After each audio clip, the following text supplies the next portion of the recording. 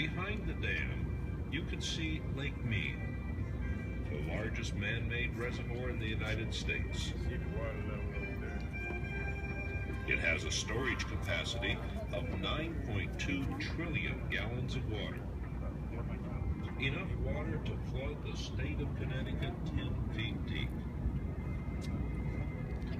The body of water in front of the dam is called the tail bay, or tail race, but in reality that's the Colorado River.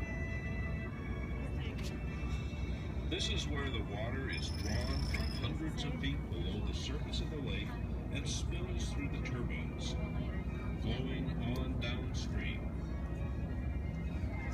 The water comes out of the turbines at an average temperature of 53 to 55 degrees.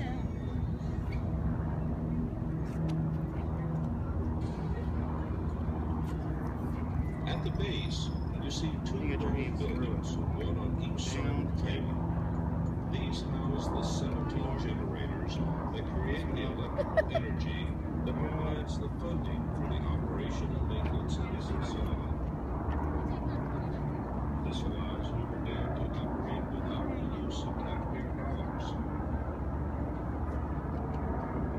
You'll notice the roofs of both buildings appear to have wires coming out of them. This is called the takeoff structure. From the takeoff structure, the wires carry the electricity up and over the canyon walls at 230,000 volts. The towers that support